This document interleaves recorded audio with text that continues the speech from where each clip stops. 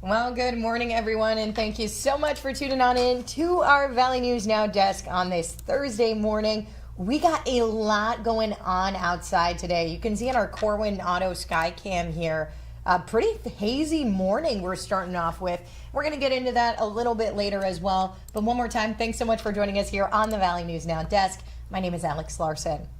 So again, that hazy skies we're talking about, I'm going to hop on over to our website just to give you a better idea of what we're looking at today, if that's going to clear up, okay? I'm going to share my screen with you here. Here I am on the Valley News Live homepage, and I'm going to hop on over to the weather tab. Meteorologist Lisa Green updating us this morning, saying the changes start this weekend with the return of rain.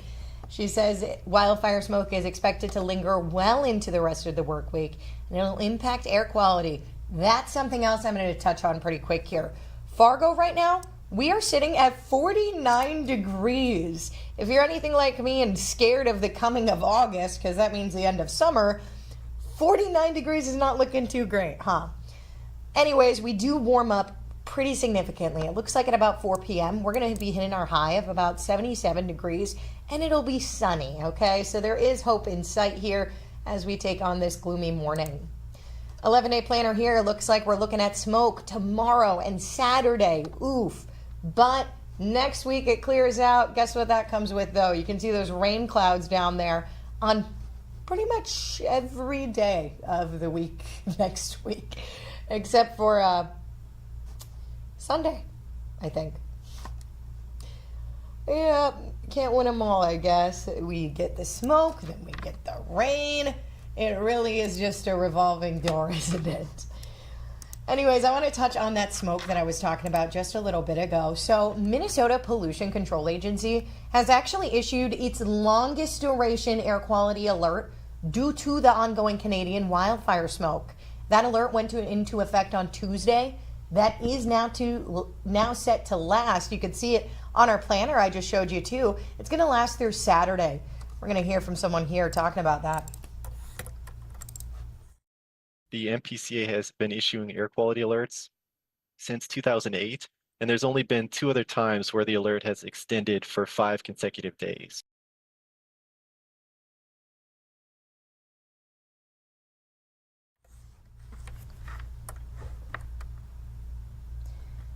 So yeah, there's a lot of things that you can do to stay safe out there. We've got details posted on our website, valleynewslive.com. I know meteorologist Lisa Green did a run through this morning about purifying your air, what you can do for your air, for your fans to make sure that smoke isn't impacting you as much. And over $500,000 has been secured to expand the transitional recovery housing in Otter Tail County. Valley News Team Sydney Zatz brings us more. On East Summit Avenue in Fergus Falls is Matthew House, a safe space for men healing from the pain and trauma associated with addiction and other difficult circumstances.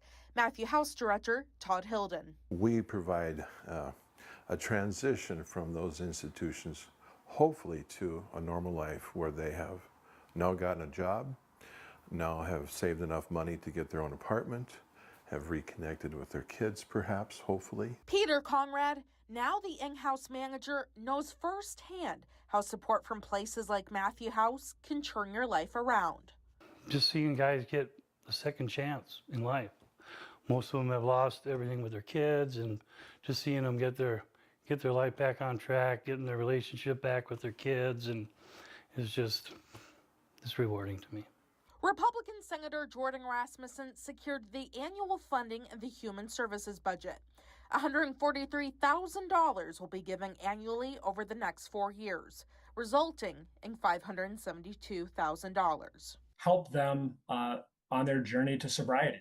And I think making those investments is going to save taxpayers money in the long term by avoiding costs in our criminal justice system. Hilden says a program called Group Residential Housing helps with funding.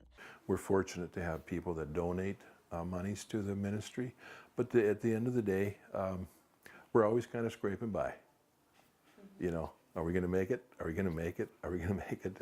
And so this will really, really help us to maintain our financial foundations for the future of this home. Two other facilities who will benefit in Otter Tail County are Barbara's House and Purim 180. Both Hilden and Senator Rasmussen say there is a need for transitional homes in the county. This will help people across the state, but I think especially in rural communities, we oftentimes have a lack of these types of services that can allow people to stay close to home, stay close hopefully to their support networks, and transition into a community that is excited to have them. And this is only the beginning. We're very grateful, extremely grateful. Now that's Cindy Zatz reporting there. If you want to learn more about Matthew House or the transitional recovery housing in Otter Tail County, or even that funding, we've got all those details listed for you on our website, valleynewslive.com, or of course your free VNL News app. Homeward Animal Shelter is asking for your help. So I'm going to pull up the post that they put up here. Anyways, this week they were contacted by Journey Home Animal Rescue in Grand Forks about several dogs in a regional rescue who will be euthanized unless they find placements immediately. Homeward and Journey's fosters are full, and Homeward says they're offering a $75 adoption fee for any dogs residing in their shelter through August 6th. They say every adoption opens up a spot for a dog in urgent need. We've got those details for you on our website, valleynewslive.com. If you at home would like to help Homeward and Journey Home out at all. The Garden of Healing got a $12,000 check from the Red River Valley Garden Tour. So funds from this year's event will go towards the garden and its expansion efforts, including a phone of the wind. So what that is, it's a therapeutic way to speak to loved ones who have passed. Very cool there.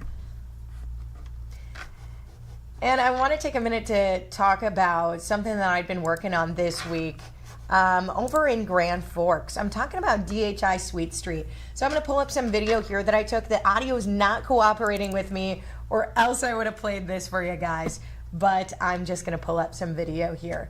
So I was over at DHI Sweet Street in Grand Forks this past week. I went there on Monday. This story ran earlier this morning. We've got it on our website, okay? Incredible operation there. So some clients from DHI, about 15 clients, do work there. I got to meet two of them. I got to meet Jamie and Chris. They're so awesome, working so hard there. And they've got tons of treats there. They've got bars, cupcakes, cookies, brownies, bagels, cakes. You can get pretty much any cake flavor you could possibly imagine. DHI Sweet Street's got it. So if you're up in Grand Forks and you want to check them out, great spot to stop by. If you want to head on over to our website, I've got a lot more information and just details on how wholesome and beautiful this bakery really is and the community around it. Again, that's over on our website, valleynewslive.com. And I've also got a little happening today for you. It's Miracle Treat Day. So Miracle Treat Day with Dairy Queen. What's happening there? So today, Miracle Treat Day, Dairy Queen locations will donate $1 or more from every Blizzard sold. We had them on North Dakota Today yesterday or the day before, and then we also had Valley News teams Austin Carisu out this morning making us Blizzards. And all the funds are going to local children's Miracle Network hospitals, just like Sanford Children's. The fundraiser helps provide life-saving treatments and essential services for kids in need. And I got a little...